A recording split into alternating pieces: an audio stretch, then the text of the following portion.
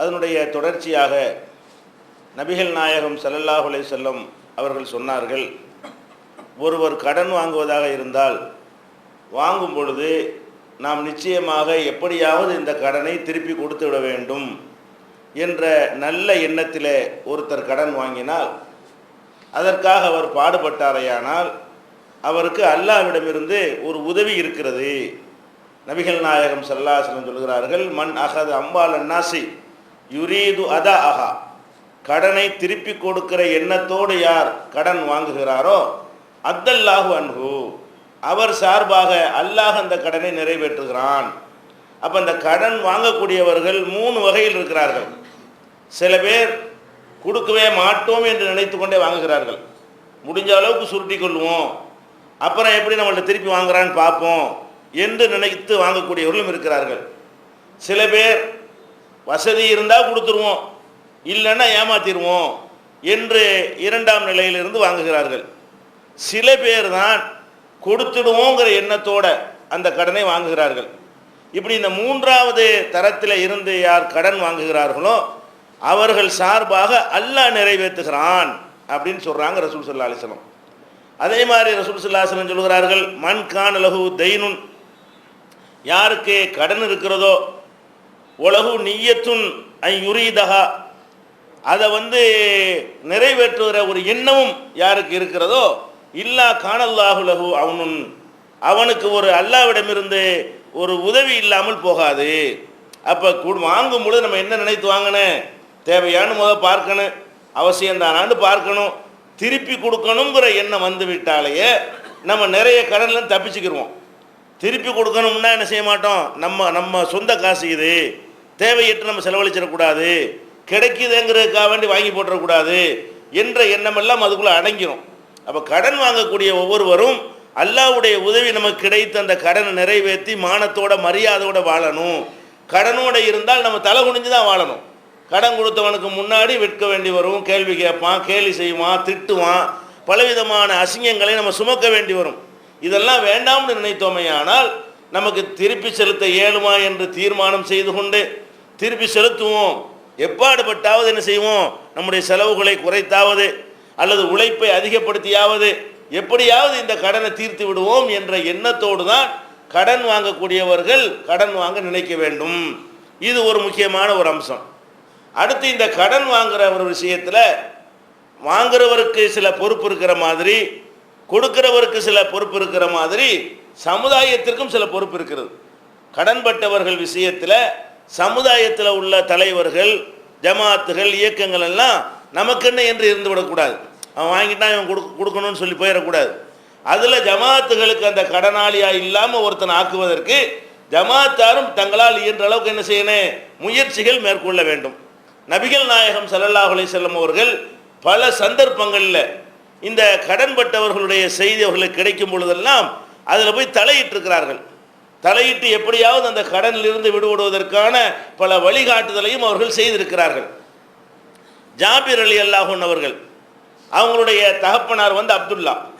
இந்த அப்துல்லா அவர்கள் ஆரம்ப காலத்தில் உள்ள ஒரு முஸ்லீம் சஹாபி. அவர் உஹது போரில் கொல்லப்பட்டுட்டார். உஹது போரில் கொல்லப்படும் பொழுது அவர் சில பேர்கிட்ட கடன் வாங்கியிருந்தார். அப்போ கடனாளியாக கொல்லப்பட்ட உடனே கடன்காரர்கள் எல்லாம் ஜாபீரை, இளைஞராக இருந்த ஜாபீரை பிடிக்கிறாங்க. உங்கள் தகப்பனார் பட்ட கடனை உடனே நீ கொடுக்கணும் அப்படிங்கிறாங்க. இவர் எவ்வளோ சொல்லி பார்க்குறாரு, தவணை கேட்குறாரு, கொடுக்க மாட்டேங்கிறாங்க. அப்போ இவருடைய ஒரு தோட்டம் ஒன்று இருந்தது, தகப்பனாருடைய தோட்டம். தோட்டம்னா பேரிச்சம்பழம் தான், வேறு ஒன்றும் உற்பத்தி ஆகாது. இந்த பேரிச்சம்பழங்கள் உற்பத்தி ஆகக்கூடிய தோப்பு என்று சொல்லலாம், மரங்கள் உற்பத்தி ஆகிறது தோப்பு. அப்போ பேரிச்ச மரத்தினுடைய தோப்பு தான் அவருக்கு இருக்கிறது.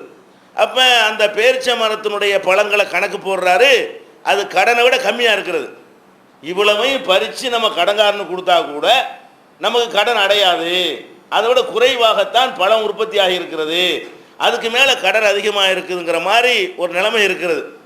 உடனே நபிகள் நாயகம் ஸல்லல்லாஹு அலைஹி வஸல்லம் அவங்கள்ட்ட முறையிடுறார், அல்லாஹ்வுடைய தூதரே, இந்த மாதிரி என் தகப்பனார் கடனை வைத்து விட்டு இந்த சின்ன ஒரு சொத்தை வைத்து விட்டு இறந்து விட்டார், கடன்காரர்கள் என்னை நெருக்குகிறார்கள், நான் என்ன செய்ய, எனக்கு ஒரு யோசனை சொல்லுங்கன்னு கேட்குறார். உடனே நபிகள் நாயகம் ஸல்லல்லாஹு அலைஹி வஸல்லம் அவர்கள் புறப்பட்டு போகிறாங்க. யார் கடன் கொடுத்தாங்களோ அவங்க யூதர்கள், கடன் கொடுத்த அந்த யூதரை போய் என்ன செய்கிறாங்க, சந்திக்கிறாங்க. சந்திச்சு என்ன செய்கிறாங்க, இந்த மாதிரிப்பா கடன் வாங்கிட்டாரு, தகப்பனார் பட்ட கடன் மகன் தான் அடைக்கணும், ஆனால் அவர்கிட்ட இல்லை, அவர்கிட்ட இருக்கிற இந்த தோப்பு மட்டும்தான் இருக்கிறது, இதில் உற்பத்தியாக இருக்கிற இந்த கனிகளை தவிர வேற ஒன்றும் அவர்கிட்ட எந்த ஒரு வாய்ப்பும் இல்லை. அப்போ நீ என்ன செய்யணும்னு கேட்டால், உன்னுடைய கடனுக்காக வேண்டி இந்த தோப்பில் இருக்கிற எல்லாத்தையும் நீ எடுத்துக்க, இதில் எவ்வளோ வருதோ மற்ற தள்ளுபடி பண்ணி விட்டுரு அப்படின்னு கேட்குறாங்க. அவர்கிட்ட முள்ளது அவ்வளவுதான். 1000 ரூபா கடன் வாங்கியிருந்தாருன்னா 500 ரூபாய்க்கு தான் சரக்கு இருக்கிறது, இந்த உள்ளதாப்பா அதில் சரக்கு இருக்குது, அதை வாங்கி கொண்டு அவரை கடன்லேருந்து ரிலீஸ் பண்ணி விடு. அவனுக்கு என்ன நம்ம கடன் கொடுக்குற ஏமாற்றிட்டு போன்னு சொல்லலை, அவன் நம்ம ஆளா, அவன் யகுதி தானே, தரமாட்டோன்னு சொல்லி பார்த்துக்குருவோம் அப்படி சொல்கிற ஆட்கள்லாம் இருக்கிறாங்க. அதை கடனை வாங்கிவிட்டு இப்போ இது ஐடியா கட்ட என்ன செய்வாங்க, முடியாதுன்னு சொல்லி பார்த்துக்குருவோம், கோர்ட்டுக்கு போகட்டுமே, இப்படியெல்லாம் ஐடியா பண்ணக்கூடியவர்களாக இருக்கிறார்கள், நம்மளே சொல்லக்கூடியவர்கள் இருக்கிறார்கள். அப்படி சொல்லக்கூடாது. யகூதியுடைய கடனாக இருந்தால் இந்த கடனை தீர்த்து தான் ஆகணும், அவனுக்கு நம்ம வாங்கின கடனை கொடுக்க கடமைப்பட்டிருக்கிறோம். அப்போ நபிகள் நாயகம் ஸல்லல்லாஹு அலைஹி வஸல்லம் அவன்கிட்ட போய் கெஞ்சுறாங்க, அது ரிலீஸ் பண்ணி கொடுப்பா, சும்மா பண்ண வேணாம், இருக்கிறது இதான, வேற என்ன இருக்கு அவர்கிட்ட, இந்த சின்ன பையன் என்ன செய்வார் அப்படின்னு ரசூல் ஸல்லல்லாஹு அலைஹி வஸல்லம் அவர்கள் சொல்கிறாங்க. அவர் யகூதியாக இருந்தாலும் மாட்டேங்கிறார், முஸ்லீமாக இருந்தால் ரசூலுல்லாஹ் சொல்கிறாங்க நினைஞ்சிருப்பார், ஒத்துருப்பார். அவர் யூதராக இருக்கிற காரணத்தினால அதெல்லாம் முடியாது, முழுசை எனக்கு தந்து தான் ஆகணும் அப்படிங்கிறாரு. சரி அப்படின்னு சொல்லிட்டு நான் அதுக்கு ஏற்பாடு செய்கிறேன்னு ரசூல் ஸல்லல்லாஹு அலைஹி வஸல்லம் வந்துட்டாங்க.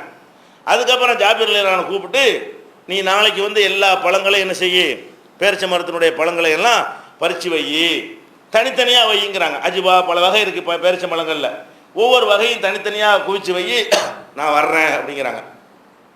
அப்போ நபிகள் நாயகம் ஸல்லல்லாஹு அலைஹி வஸல்லம் என்ன செய்கிறாங்கன்னு கேட்டால், அல்லாஹ் இடத்துல துவா செய்கிறாங்க, யா அல்லாஹ் இந்த ஜாபிருக்கு நீ பரக்கத்து செய்யி, உன்னுடைய மறைமுகமான அருள் அவருக்கு கொடு என்று பிரார்த்தனை பண்ணிவிட்டு அந்த பேரிச்சம்பழத்தை என்ன செய்கிறாங்க, கணனுக்கு அளந்து போட சொல்கிறாங்க.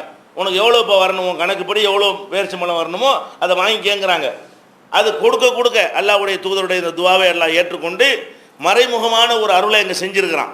என்ன ஆச்சுன்னா, அவர் கடன்லாம் கொடுத்தது எல்லாத்தையும் அள்ளி போட்ட பிறகு அவருடைய கடன் டேலி ஆகி போச்சு. அப்புறம் மிச்சமாக இருக்கிறது அந்த பேரிச்சம்பழம், அதற்கு மேலே மிச்சமாக இருந்தது நான் பார்த்தேன். முதல்ல மதிப்பீடு செய்யும் பொழுது கடனுக்கு 10,000ங்கிற நிலையில் இருந்தது. நபிகள் நாயகம் ஸல்லல்லாஹு அலைஹி வஸல்லம் அல்லாஹ் நபி கொடுக்கணும்னு தானே உங்களை பாடுபடுற, நீ சொல்லியிருக்கலாம், என் தகப்பனார் கடன் அவர் போய் கேட்டுக்க, நான் தர முடியாதுன்னு கூட சொல்லியிருக்கலாம். ஆனால் கொடுக்கணும்னு நீ நினச்ச காரணத்தினால அல்லாஹ் எப்படி உதவி செய்யறான்னு பார்த்தீங்களா, யார் கொடுக்கணும் நியத்து பண்ணி விட்டாரோ அவருக்கு அல்லாஹ் உதவி செய்வான்னு சொன்னாங்களே, அதை நபிகள் நாயகம் ஸல்லல்லாஹு அலைஹி வஸல்லம் காலத்தில் இந்த ஜாபிருக்கு அல்லாஹ் செஞ்சு காட்டுறான். அப்போ ஒரு கம்மியான உற்பத்தி இருந்தால் கூட அது அவருடைய கடன் அளவுக்கும் அதுக்கு மேலேயும் மிச்சமாகிற அளவுக்கு தன்னுடைய மறைமுகமான அருளை அந்த தோப்பின் மீது, அந்த பழத்தின் மீது அல்லாஹ் சொரிந்து அந்த கடனிலிருந்து அவரை விடுதலை செய்கிறான். அப்போ நபிகள் நாயகம் ஸல்லல்லாஹு அலைஹி வஸல்லம் சமுதாய தலைவர் என்ற முறையில் ஒரு தனி நபருடைய கடன் என்று என்ன செய்யலை, அதை கண்டுகொள்ளாமல் இருக்கவில்லை. அதை தீர்ப்பதற்காக பேச்சுவார்த்தைக்கு அவங்களே போகிறாங்க, உள்ள நுழையிறாங்க, எப்படியாவது அந்த கடன்லேருந்து அவர் விடுவிச்சிருவோம். அந்த அப்துல்லாவும் குற்றவாளியாக மறுமையில் நிற்பார், அப்துல்லாவுடைய நன்மைகள்லாம் யூதருக்கு போயிருமே, அதுக்காக வேண்டி ரசூல் ஸல்லல்லாஹு அலைஹி வஸல்லம் பாடுபட்டு அந்த கடனை அடைப்பதற்கு முயற்சி பண்ணுறாங்க. அதே மாதிரி இன்னொரு நபிகள் நாயகம் ஸல்லல்லாஹு அலைஹி வஸல்லம், இதெல்லாம் புகாரில் வரக்கூடிய ஆதாரபூர்வமான ஹதீஸுகள், இன்னொரு தோழரும் இதே மாதிரி கடன் பட்டார்னா அவர் டோட்டல் லாஸ் ஆகிட்டார், எதுவுமே இல்லை அவர்கிட்ட. இவர்கிட்டையாவது கடன் கொடுக்குறது ஒரு பாதி அளவு இருந்தது, ஆனால் ஒரு கடன் பட்டார். அந்த கடன் பட்ட பிறகு இவர்கிட்ட எதுவுமே இல்லை, 1% கூட கொடுக்க முடியாது. அந்த அளவுக்கு இவர் முழுமையாக நினைஞ்சிட்டாரு, திவாலாக ஆகிவிட்ட நிலையில் ஆயிட்டார். அப்போ நபிகள் நாயகம் ஸல்லல்லாஹு அலைஹி வஸல்லம் முறையிடுறார், அல்லாஹ்வுடைய தூதரை கடனை வாங்கிவிட்டேன், இப்போ எந்த ஒரு சோர்ஸுமே இல்லை, ஒரு சின்ன தொகையை கூட என்னால் கொடுக்க முடியாத நிலையில் நான் இருக்கிறேன் அப்படிங்கிறாங்க. இது முஸ்லீம்கள் சம்மந்தப்பட்ட ஒரு விஷயம்.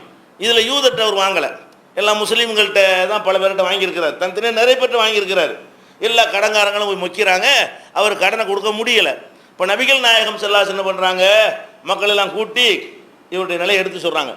இவர் கடன் வாங்கி விட்டார், இந்த கடனை கொடுக்க வேண்டும், இவரிடத்தில் வசதி இல்லை, கடன் கொடுத்தவர்கள் அதை மன்னித்து விட தயாராக இல்லை, கேட்குறாங்க. அவங்க மன்னிச்சு விட்டா பஞ்சாயத்து இல்லை, அவர்கள் மன்னிக்க மாட்டேன், எங்களுக்கு கடன் தான் வேணும்னு சொல்லுகிறார்கள். அப்போ நீங்கள் வந்திருக்கக்கூடிய மக்கள் எல்லாம் உங்களால் இயன்றது அவர் கொடுங்க, யார் கடன் வாங்கியிருக்கிறாரோ அவர் கொடுங்க அப்படின்னு சொல்கிறாங்க.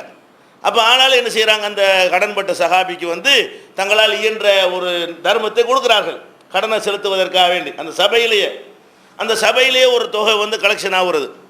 அப்போ அதை பார்த்தோம்னு சொன்னால் கடனை விட கம்மியாக தான் இருக்கிறது, அது கூட கடன் அளவுக்கு வரல.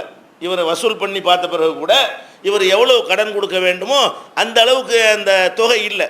அப்போ நபிகள் நாயகம் ஸல்லல்லாஹு அலைஹி வஸல்லம் என்ன பண்ணாங்க, அந்த கடன்காரர் எல்லாரும் கூப்பிட்டாங்க, பஞ்சாயத்து பண்ணுறாங்க. இதெல்லாம் நம்ம கடமை. சமுதாயத்திலேருந்து ஏதாவது ஒரு பிரச்சனை ஆக்கி எஸ்னோடு ஆக்கி விட்டுருன்னு இந்த கடனை காரணம் சொல்லிக்கிட்டே இவன் அவனுக்கு எதிராக போகிறது, இவன் அவனுக்கு எதிராக போகிறது, அவனை பற்றி இவன் பேசுறது, இவனை பற்றி அவன் பேசுறது, இவன் அவனை அடிக்கிறது, இவன் அடிக்கிறது, இவன் போலீஸுக்கு போகிறது, இப்படிலாம் விடக்கூடாது சமுதாயத்தில் யாரையும். நம்ம கூப்பிட்டு வச்சு பேசி என்ன செய்யணும், யதார்த்தமான நிலைக்கு ஏற்றவாறு ஒரு நல்ல ஒரு முடிவு என்ன செய்யணும், எடுக்கணும்.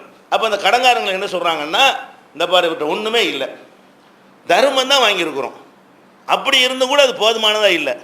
அப்போ இவ்வளோ தான் வந்திருக்கிறது, ஒரு 1000 ரூபா கடன்னா 500 700 வந்திருக்கும், குறைவாக வந்திருக்கிறது. அப்போ என்ன செய்கிறாங்க ரசூல் ஸல்லல்லாஹு அலைஹி வஸல்லம், நீங்கள் எவ்வளோ யார் யார் கடன் கொடுத்தீர்களோ அதை அதுக்கு அந்த சதவீதத்துக்கு ஏற்றவாறு இதை பிரிச்சுக்கிறங்க. முழுசாவெல்லாம் தர இயலாது அவருக்கு, இதோடு அவர் கடனை தள்ளுபடி விட்டுருங்க. 100 ரூபா கொடுத்தவர் 70 ரூபா வாங்கிக்க, 200 ரூபா கொடுத்தவர் 140 ரூபா வாங்கிக்க. அந்த அந்த சதவீதத்துக்கு கணக்குப்படி எவ்வளோ குறைவாக இருக்கிறதோ எல்லாரும் அவங்கவுங்க தொகைக்கு குறைத்து கொண்டு நீங்கள் வாங்கிக்கிறங்க. விளைச்சலுக்கும் இல்லாத ஆளிக்க இதுக்கு மேலே ஒருவனை தர முடியாது, அவர் அவ்வளோதான் இருக்கிறது அப்படின்னு தீர்ப்பளிக்கிறாங்க. அப்போ அவர்கள் என்ன செஞ்சாங்க, ஒத்துக்கொண்டார்கள். ஒத்துக்கொள்ளலைன்னு மறுமையில் மாட்டிக்கிடுவாங்க. வேறு வழி இல்லைப்பா, இதையாவது வாங்கிட்டு போங்க, இல்லைன்னா அவரால் தர முடியாது, இதுதான் அவருக்கு ஏழும். அதுக்கு மேலே அவர்கிட்ட எந்த ஒரு சக்தியும் இல்லை. அதுவும் பல பேர்கிட்ட வசூல் பண்ணி தான் அந்த கடனை கொடுப்பதற்கு என்ன செஞ்சுருக்கிறோம், ஏற்பாடு செஞ்சுருக்கிறோம் என்பதெல்லாம் புரிய வைத்த பிறகு அந்த கடனாளிகள் ஒத்துக்கிட்டு போயிட்டாங்க. அப்போ இதெல்லாம் ஒரு சமுதாய தலைவர்கள் தலையிடுறாங்களா இல்லையா? ஒரு ஆளுடைய கடன் கொடுக்கவே முடியலைங்கும் போது ஒன்று போய் பேச்சுவார்த்தை நடத்தி குறைக்க முயற்சி பண்ணுறாங்க, அல்லது மக்கள்கிட்ட திரட்டி அந்த கடனாளியுடைய கடனை நீக்கிறாங்க. மக்கள்கிட்ட வசூல் பண்ணியாவது ஒருத்தன் கடனாளியாக இருக்கக்கூடாது, மூத்தா போகும்போது கடன் பட்டவனா மூத்தா போயிடக்கூடாது என்பதில் அவ்வளோ அக்கறை செலுத்துகிறார்கள். அதே மாதிரி யாராவது இறந்துட்டாங்கன்னு சொன்னால் ஜனாசா தொழுவ ரசூல் ஸல்லல்லாஹு அலைஹி வஸல்லம் தொழுவிப்பாங்க. அவங்களுடைய தொழுகையை எல்லாரும் ஆசைப்படுவாங்க. ஏன், அல்லாஹ்வுடைய தூதர் நமக்காக துவா செஞ்சாங்கன்னு சொன்னால் அது கண்டிப்பாக அல்லாஹ் ஏற்றுக்குருவான். சாதாரண மனிதர்களுடைய துவாவை போன்றது இல்லை அது, அப்படிங்கிறனால எல்லாரும் அதை விரும்புவாங்க. அப்போ நபிகள் நாயகம் ஸல்லல்லாஹு அலைஹி வஸல்லம் ஒரே ஒரு கண்டிஷன் தான், என்ன செய்வாங்க, ஜனாசா கொண்டு வச்ச உடனே கேள்வி என்ன, இவர் கடன் வாங்கியிருக்கிறாரா? ஜனாசா கொண்டு வச்ச உடனே வேறு எதையும் கேட்க மாட்டாங்க, இவர் நல்ல மனுஷனா, ஒழுக்கமானவரா, பண்பு, அதெல்லாம் பற்றி கேட்கறது கிடையாது. என்ன கேட்பாங்க, கேள்வி இதுதான், இவர் கடன் யார்ட்டையாவது வாங்கியிருக்கிறாரா, ஹல் அலைஹி தைனுன், இவர் கடன் ஏதாவது இருக்குதா கேட்பாங்க. ஆமாம் அப்படின்னு சொன்னாங்கன்னா அந்த கடனை தீர்ப்பதற்கு சொத்து விட்டு வச்சிருப்பாருக்காரா, கடன் மட்டும் வாங்கிட்டார, அதை தீர்க்கிறதுக்கு சொத்து பற்றி ஏதாவது ஆடோ மாடோ ஒட்டகமோ ஒரு தோப்போ துறவோ ஏதாவது இருக்குதா கேட்பாங்க. ஆமாம், அந்த சொத்து அந்த கடனை தீர்க்கிறதுக்கு போதுமானதாக இருக்குமா கேட்பாங்க. 3வது கேள்வி, போதுமானதாக இருக்கும். அப்போ தொழுவிப்பாங்க. அப்போ அந்த சொத்தை வச்சு கடன் தீர்ந்துடும். அவர் என்ன கடன் வாங்கியிருக்கிறார், அந்த கடனுக்கு அந்த எவ்வளோ சொத்து வச்சிருக்கிறார், அந்த சொத்து கணக்கு சரியாக நேராக்கி விடும் என்று சொன்னால் அவருக்கு தொலை வைப்பாங்க. அல்லது என்ன செய்வாங்க, இவர் கடன் வச்சிருக்கிறாரு ஆனால் சொத்து எதுவும் வச்சுட்டு போகலை அப்படின்னு சொன்னால் அப்போ என்ன செய்வாங்க, ரசூல் ஸல்லல்லாஹு அலைஹி வஸல்லம் அவர்கள் யாராவது இந்த கடனை ஏற்றுக்கணுங்கிறதுக்காக வேண்டிய, யாராச்சும் இந்த கடனை பொறுப்பேற்றுக்கணுங்கிறதுக்காக வேண்டிய, அப்படியானால் நான் தொழுவிக்க முடியாது. கடனாளியான ஒரு ஆளுக்கு கடனை தீர்க்கிறதுக்கு சொத்து ஒன்று வச்சுட்டு போகல என்று சொன்னால் அவருக்காக வேண்டி நான் தொழுவிக்க மாட்டேன். சல்லு அலா சாஹிபிக்கும், உங்கள் தோழருக்கு நீங்களே தொழுவிச்சுக்கிறீங்கன்றுவாங்க. அப்போ இருக்கிற சபையில் அந்த இறந்து போனவர் மேலே பிரியம் வச்சவங்க இருப்பாங்க, இறந்து போனவருடைய சொந்தக்காரங்க இருப்பாங்க, நெருங்கிய உயிர் நண்பர்கள் யாராவது இருப்பாங்க. ஆகா, நம்ம அந்த கடனாளியாக இருக்கிறனால ரசூலுல்லாஹ் தொழுவிக்க மாட்டேங்கிறாங்களே அப்படின்னு சொல்லிட்டு நான் ஏற்றுக்கிறேன்னு யாராவது முன் வருவாங்க. எதுக்காக இதை செய்கிறாங்க ரசூல் ஸல்லல்லாஹு அலைஹி வஸல்லம், அவர் தொழுவிக்காமல் ஆக்கிறதுக்காக வேண்டி இல்லை, இந்த நேரத்தில் மனசு இறங்கும். சாதாரண நேரத்தில் இறங்குறத விட ஒரு ஜனாசா கிடக்கும்போது எல்லாருடைய மனசு அப்படி மாறித்தான் கிடக்கும், சண்டையெல்லாம் மறந்துடுவான், எப்படியாவது அப்படி நினைக்கக்கூடிய ஒரு நேரம் இல்லையா, அந்த இடத்துல பிடிச்சி வாங்கினா தான் உண்டுங்கிறதுனால ரசூல் ஸல்லல்லாஹு அலைஹி வஸல்லம் என்ன பண்ணுவாங்கன்னு கேட்டால் இப்படி சொல்லுவாங்க, நான் தொழுவிக்க முடியாதுன்னுவாங்களா. ஒரு ஜனாசாவுக்கு அப்படி சொன்னாங்க. உடனே அபூ கத்தாதா அந்த சஹாபி எந்திரிச்சு சொன்னாங்க, அல்லாஹ்வுடைய தூதரே, அவர் யார் யாருக்கெல்லாம் கடன் கொடுக்கணுமோ அதெல்லாம் நான் கொடுக்குறேன், அவர் யார் யாருக்கெல்லாம் கடன் கொடுக்கணுமோ நான் உடனே தொழுவிக்கிறாங்க. கடனாளி தான், அது எதுக்காக தொழுவிக்க மாட்டேங்கிறாங்க, கடனாளியுடைய கடன் தீர்ப்பதற்கு இதை கூட ஒரு ஆயுதமாக யூஸ் பண்ணுறாங்க. தொழுவிக்க மாட்டேன் என்பதை என்ன செய்கிறாங்க, ஒரு ஆயுதமாக ஒரு கருவியாக பயன்படுத்தி அதை வச்சு யாராவது இந்த கடனாளியுடைய கடனிலேருந்து அவரை தப்பிக்க வச்சுருவாங்களா, யாராவது அந்த கடனுக்கு பொறுப்பேற்றுக் கொள்வார்களான்னு பார்க்குறாங்க. இப்படியெல்லாம் இந்த கடன் விஷயத்தில் யாரும் கடன் பண்ணக்கூடாது என்பதற்காக வேண்டி இப்படியெல்லாம் ரசூல் ஸல்லல்லாஹு அலைஹி வஸல்லம் இறங்கி என்ன செய்கிறாங்க, வேலை செய்திருக்கிற காட்சியை பார்க்குறோம். அதே மாதிரி சென்ற வாரம் கூட நம்ம சொன்னோம், பள்ளிவாசலுக்கு வெளியே 2 பேர் சண்டை போட்டுட்டு இருந்தாங்க. ஒரு ஆள் கொடுத்த ஒரு கடன், ஒரு ஆள் வாங்கினவர், 2 பேர் சண்டை பயங்கரமான சத்தமாக வருது. ரசூல் ஸல்லல்லாஹு அலைஹி வஸல்லம் வெளியே போய் விசாரிக்கிறாங்க. விசாரிச்சா ஒருத்தர் கொடுத்தவர் வாங்கி கேட்டவர்கிட்ட என்ன செய்கிறாரு, சண்டை போட்டுட்டு இருக்கிறாரு. அப்போ ரசூல் ஸல்லல்லாஹு என்ன பண்ணுறாங்க, கையை காட்டி வாங்கிக்கிறியாங்க, நான் பாதி வாங்கிக்கிறான்னு கேட்குறாங்க. அப்போ அவர் எவ்வளோ கொடுத்தாரோ பாதியை வாங்கிட்டு போன்னு சொன்னாங்களா இல்லையா, அதோட தலையீடு தான். அப்போ ஒருத்தர் கடன் பட்டார் என்று சொன்னால் இதை பற்றி நம்ம ஜமாத்துக்கள் யாராவது நினைக்கிறாங்களா? ஊரில் உள்ள எவ்வளோ பிரச்சனைகள்லாம் இருக்குது. பள்ளிவாசல் நிர்வாகம் பண்ணுகிறார்கள். மக்கள் எல்லாம் கூட்டி கடனாளிலாம் வா, கடன் கொடுத்தவன்லாம் வா, கடன் வாங்கினவன்லாம் வா, அது ஒரு பஞ்சாயத்து பண்ணுறாங்களா? வெறுமனே கல்யாண பஞ்சாயத்து நடக்குது. நாட்டில் உள்ள எல்லாத்துலையும் என்ன செய்யறது, கல்யாணமும் தலாக்கு பஞ்சாயத்து தான் ஓடிக்கிட்டு இருக்குமே தவிர இதெல்லாம் மூத்த மறுமை வீணா போயிருமா? அவனுக்கு அவன் கடனாளியாக மூத்தா போயிட்டான்னு சொன்னால் அவன் நன்மையெல்லாம் பிடிங்கி இவனுக்கு போயிருமே. அவனுடைய தொழுகை அவனுக்கு சேராது, அவனுடைய நோன்பு அவனுக்கு சேராது, அவனுடைய ஹஜ் அவனுக்கு சேராது, அவனுடைய எந்த நல்லறங்களும் அவனுக்கு சேராத. கடன்காரன் வந்து கேட்கும்போது இதை பிடிங்கி எல்லாம் கொடுத்துருவானே. அப்போ மறுமையில் நம்முடைய எல்லா நல்லறங்களும் வீணாகி விடக்கூடாது என்று சொன்னால் கடன் இல்லாதவர்களாக நம்ம மூத்தா போக வேண்டும் என்று நமக்கு ஆசைப்படுற மாதிரி உம்மத்தில் உள்ள எல்லாரும் விஷயத்திலும் ஆசைப்படணுமா இல்லையா? அது யாருடைய கடமை? அல்லாஹ்வுடைய ரசூலை இதுக்கு மெனக்கட்டு முயற்சி பண்ணியிருக்காங்களா இல்லையா? இதெல்லாம் நம்ம கவனத்தில் வைத்து என்ன செய்யணும், கடன் விஷயத்தில் ரொம்ப பொறுப்பு. ஜமாத்தார்களுக்கு பெரிய பங்கு இருக்கிறது. இதில் தான் நாட்டில் பெரிய கொலைகள் நடப்பதற்கும் ஜென்ம பகை உண்டாவதற்கும்லாம் இது காரணமாக இருக்கிறது. வாங்கின கடன் தரலை என்பதற்காக வேண்டி உறவே போய்விடுகிறது. பார்க்குறமா இல்லையா? ஏன் அது ஒரு பேச்சுவார்த்தை நடத்தி என்ன முடியுமோ அதை வாங்கி மன்னிச்சு விட்டு போடா, அல்ல கொடுத்து தொலைஞ்சிட்டு போடா, அல்ல இந்த ஜமாத்தில் வாங்கிக்கடா என்று ஏதாவது ஒரு வழியை காட்டி கொடுக்கலாமா இல்லையா? அல்லாஹ் கூட பாருங்கள், இந்த ஜக்காத் விஷயத்தை சொல்லும் பொழுது 8 பேர் கொடுக்குறான்னு சொல்லலாம்ல. ஜக்காத்துன்னு நம்ம பணத்தை வசூலிக்கிறோம். இந்த பணத்தை 8 வகையில் செலவழிக்க வேண்டும் என்று அல்லாஹ் சொல்லுகிறான். 8ல் ஒரு ஆள் யாரு? ஒல் காரிமீன, கடனாளிகள். அப்போ ஜக்காத்தை எடுத்து வைத்துக்கொண்டு கடன் பட்டு தீர்க்க முடியாமல் இருக்கிறானே அதுக்கு ஒரு செக்ஷனை ஒதுக்கணும். கடன் எனக்கு கொடுக்க முடியலன்னு மனுக்கள் வரும். கடன் கொடுக்க முடியாமல் திணறான்னு நிறைய பேரை பற்றி நம்ம கேள்விப்படுவோம். அதை எடுத்து வச்சு என்ன செய்யணும், இந்த மாதிரி கடனாளியாக இருக்கிற இந்த ரூபாய் வாங்கி கொண்டு உன் கடனாளி கொடுத்துவிடு, கடனை நேர் பண்ணி விட்டுருப்பா அப்படின்னு சொல்லி கடன் பட்டவர்களுக்கும் ஜக்காத்து கொடுக்கணும்னு எல்லாம் சொல்லி காட்டுறான். அப்போ ஜக்காத்து பணத்தை ஏழைகளுக்கு கொடுங்க, பரம ஏழைக்கு கொடுங்க, அல்லாஹ்வுடைய பாதையில் போர் செய்கிறவங்களுக்கு கொடுங்க, அது மாதிரி வசூலிப்பவர்களுக்கு கொடுங்க, இஸ்லாத்தில் வரக்கூடிய மக்களை ஈர்ப்பதற்காக வேண்டி அவங்களுக்கு கொடுங்க. இப்படியெல்லாம் சொல்லி கொண்டு வர்ற அல்லாஹ் என்ன செய்யறான், ஒல் காரிமீன, கடனாளிகளுக்கும் கடன் பட்டு கொடுக்க முடியாமல் சிரமப்படுகிறார்களே அவங்களுக்கும் கொடுங்க என்று சொல்வதன் மூலமாக நமக்கு என்ன சொல்லி தர்றாங்க, இந்த கடன்கிறது ஒரு சமூக பொறுப்பு. அப்படின்னா ஜமாத்து கடனாளிக்குன்னு வசூல் பண்ணி வச்சா கொடுக்குமா இல்லையா? சமூக பொறுப்பில் சுமத்துறாங்களா இல்லையா? சமூகத்தின் மீது சுமத்துற காரணத்தினால ஜக்காத்தை விநியோகிக்கிற அந்த கிரவுண்டில் இதையும் கொண்டு சேர்க்குறாங்க. அப்போ கடன்பட்டவருடைய கடனை தீர்ப்பது அவனுக்கு எப்படி பொறுப்பு இருக்கிறதோ அதே மாதிரி ஜமாத்துகளுக்கு சமுதாயத்திற்கும் பொறுப்பு இருக்கிறது என்று சொல்லி நபிகள் நாயகம் ஸல்லல்லாஹு அலைஹி வஸல்லம் அவர்கள் வழிகாட்டி இருக்கிறார்கள். இதை கவனத்தில் வைத்து ஜமாத்தார்கள் பாடுபட வேண்டும். அதே மாதிரி இந்த கடன் வாங்கினவர் விஷயத்தில் இன்னும் சொல்கிறாங்க, இவன் வாங்கினதே கொடுக்குறதுக்கு இப்படி தடுமாறுறான், கொடுக்காமல் இருக்கிறதுக்குள்ள ஏமாத்தம்லாம் பண்ணுறான்.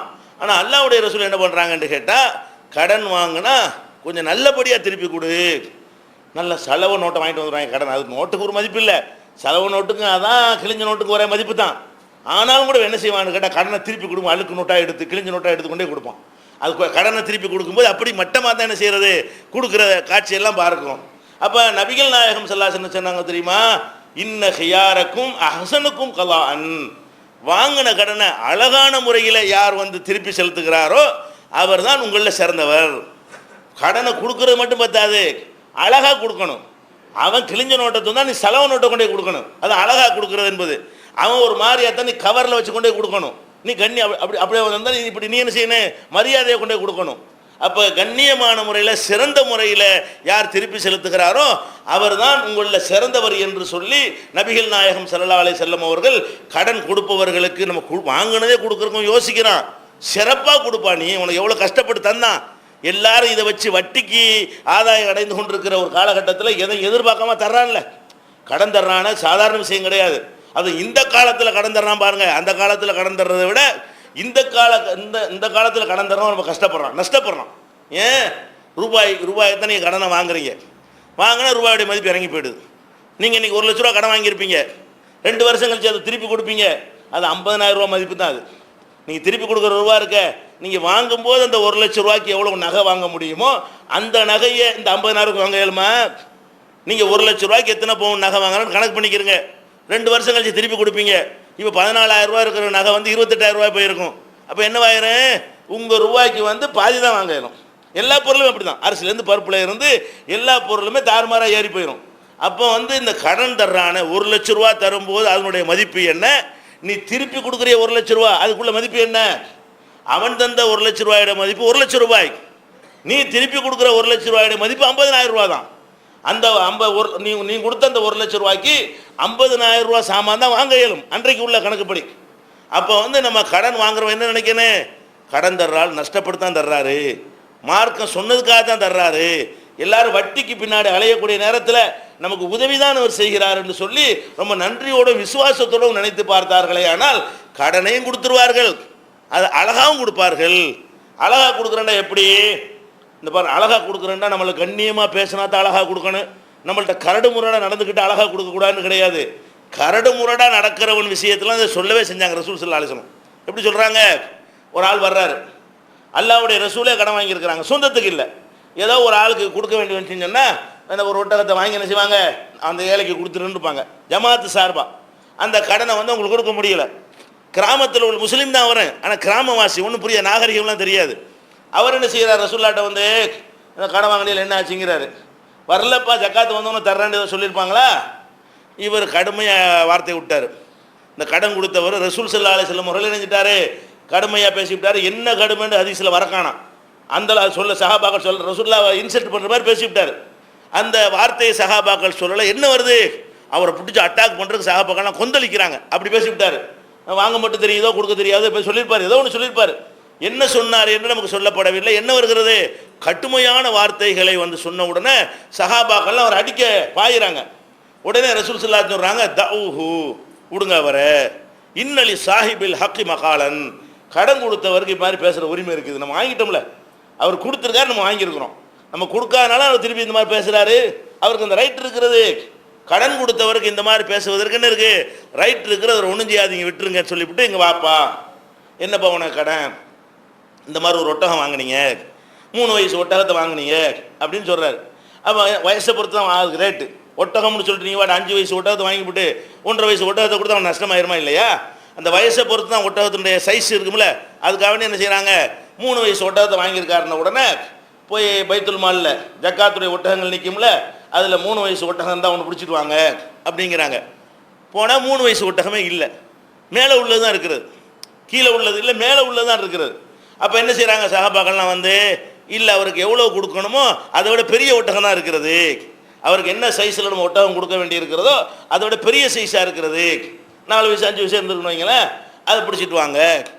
அப்போ வந்து என்ன செய்கிறாங்க, இந்த இதை வச்சுக்கன்னு சொல்லிவிட்டு அப்போ தான் சொல்கிறாங்க, உங்களில் சிறந்தவர் யார் என்றால் அழகான முறையில் கடனை திருப்பி செலுத்துகிறார் அவர்தான். அப்போ வாங்கினது 4 வயசு 3 வயசு ஒட்டகம், அது ஒரு உதாரணமாக 200 கிலோ ஒட்டகம்னு சொன்னால் 300 கிலோ ஒட்டகத்தை கொடுக்குறாங்க, ஒரு அதிகமான எடை உள்ள ஒட்டகத்தை திருப்பி கொடுக்குறாங்க. அப்போ அந்த கோபமாக பேசி ஆத்திரம் அளவுக்கு பேசி நாகரிகமாக நடக்கலையே, அவருக்கு தான் ரசூல் ஸல்லல்லாஹு அலைஹி வஸல்லம் அழகாக திருப்பி கொடுக்குறாங்க. பண்பாடோடு கேட்டவருக்கு திருப்பி கொடுக்குறது எப்படின்னு நீங்கள் பார்த்துக்கணும்.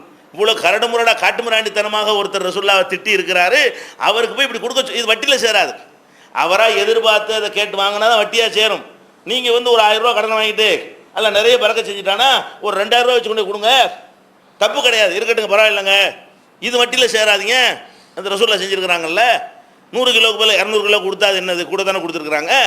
ஒரு வருஷங்கிறது ஒரு 100 கிலோ இறைச்சியை கூட்டிவிடும். அப்போ அந்த மாதிரியான ஒரு அடிப்படையில் ரசூல் ஸல்லல்லாஹு அலைஹி வஸல்லம் வந்து திருப்பி கொடுத்ததை நம்ம பார்க்குறோம். அதே மாதிரி ஜாபீர் ரலியல்லாஹு அன்ஹு சஃபரில் பிரயாணத்தில் இருக்கிறாங்க. பிரயாணத்தில் வந்து கொண்டிருக்கும் பொழுது ஜாபீர் கடைசியாக வர்றாரு. கடைசியாக வர்றது காரணம், ஜாபீர்னா எல்லாம் தெரியும், அப்துல்லாவுடைய மகன், அந்த உஹது போரில் ஷஹீதான ஆட்கள் மேலாம் ரசூலுல்லாஹ்க்கு ரொம்ப மரியாதை, அவங்க வீட்டு பிள்ளைகள்லாம் நம்ம அன்பாக வச்சுருப்பாங்க. அவர் இளைஞர் கேட்குறாங்க, என்னப்பா கடைசியாக வர்ற, இந்த மண்ணாங்கட்டி ஒட்டகத்தை வச்சுருக்கிறேன், ஓடவும் மாட்டேங்குது, ரொம்ப சோம்பேறித்தனமான ஒட்டகமாக இருக்குது அப்படின்னு அவர் சொல்கிறார். உடனே ரசூல் ஸல்லல்லாஹு அலைஹி செய்கிறாங்க, அந்த ஒட்டகம் சரியில்லையில இது எனக்கு வித்துறியா அப்படிங்கிறாங்க. ரொம்ப நல்லா போச்சு, யார் கிடைக்கலன்னு பார்த்துட்டு இருக்காரு, இது வேறு வாங்கிக்கலான்ட்டு. அப்போ இதை நானே உனக்கு வாங்கிக்கிறேன், ரூபாயை வந்து மதீனாவில் வந்து வாங்கி ஊருக்கு போகணுன்னு வாங்கிக்க அப்படின்னு சொல்லிட்டு, இப்போ இது ஏன் ஒட்டகமாச்சு, நீ ஏறி வா அப்படின்னு சொல்லிடுறாங்க. அப்போ எவ்வளோ ரூபாய்க்கு பேசுனாங்களோ அந்த ரூபாயை வாங்குறதுக்காக வேண்டி என்ன செய்கிறாரு, நேராக ஊர் நெருங்கினவுடனே நீ நேராக பள்ளியாசலில் மஸ்ஜித் நபவிக்கு வந்துட்டு நான் உனக்காக வெயிட் பண்ணியிருப்பேன், 2 ரக்காத் தொழுதுட்டு என்னை வந்து பாரு. பார்க்குறாரு, பார்த்தவொன்னே அபூ ஹுரைராவை கூப்பிட்டு என்ன செய்கிறாங்க, பிலாலை கூப்பிட்டு இவருக்கு கொடுக்க வேண்டியதை உங்களுக்கு கொடுக்க வேண்டியிருக்கு, கொடுக்கும்போது அதிகமாக கொடுத்துரு. எவ்வளோன்னு வரல, 100 திர்ஹம் கொடுக்க வேண்டியிருக்கு வைங்களேன், ஒரு 110 திர்ஹத்தை கொடுத்துரு அப்படிங்கிறாங்க. பேசுனது 100 திர்ஹம்னா அதை விட அதிகமாக கலானி சாதனி ரசூல் ஸல்லல்லாஹு அலைஹி வஸல்லம் எனக்கு திருப்பி தந்தார்கள், என்ன வேலை பேசினார்களோ அதோட கூடுதலாக தந்தார்கள். அப்போ அந்த இது ஒரு கடன் மாதிரி தானே, கடனாக வந்து நினைஞ்சிட்டாங்க, அந்த ஒட்டகத்தை வாங்கிக்கிட்டாங்க, ஒட்டகத்தை கடனாக வாங்கி கொண்டார்கள். இப்போ பின்னாடி ரூபாயை கொடுக்குறாங்க. எப்படி கொடுக்குறாங்க, எவ்வளோ பேசினார்களோ அதை விட ஜாஸ்தியாக அதிகமாக கொடுக்குறார்கள். அதோடு நிற்கல, அது அல்லாஹ்வுடைய ரசூலுடைய அந்த தன்மை, அதுதான் மக்கள்லாம் அவங்க முன்னாடி நின்றாங்க. காசையும் கொடுத்துவிட்டு ஒட்டத்தை நீயே வச்சுக்கிட்டாங்க, பேருக்கு வாங்குற மாதிரி வாங்கிவிட்டு இவர் நல்ல ஒரு ஒட்டகம் வாங்கிக்கிட்டுங்கிறதுக்காக வேண்டி தான் அதை வாங்கினாங்களே தவிர ரசூலுல்லாஹ்வுடைய தேவைக்கு வாங்கலை. அவருக்குரிய ஒட்டகத்தையும் அந்த ஒட்டகத்தையும் அவர்கிட்ட கொடுத்துவிட்டு நான் வாங்கினேன்ல, அது இப்போ நான் உனக்கு அன்பளிப்பாக தரேன் வச்சுக்க அப்படின்னு சொல்லி, அப்போ ஒட்டகத்துடைய ரூபாயும் கொடுக்குறாங்க, அதுக்கு மேற்கொண்டும் கொடுக்குறாங்க, அந்த ஒட்டகத்தையும் திருப்பி வர கொடுக்குறாங்க என்று சொன்னால், அப்போ இப்படியாக நம்ம கடன் வாங்குகிறவர்கள் விஷயத்தில் இந்த மாதிரி பெருந்தன்மையாக நம்ம நடந்து கொள்ள வேண்டும். இப்படி எல்லாம் எண்ணம் இருந்துச்சுன்னு சொன்னால் வாங்கின கடன் ஏமாத்துவோமா? இதை கவனத்தில் கொண்டு நடக்கக்கூடிய நன்மக்களாக அல்லாஹ் நம்மை ஆக்கியர்கள். திருக்குர்ஆன் தமிழாக்கம் பி ஜைனுல் ஆபிதீன் வெளிவந்து விட்டது 8வது பதிப்பு.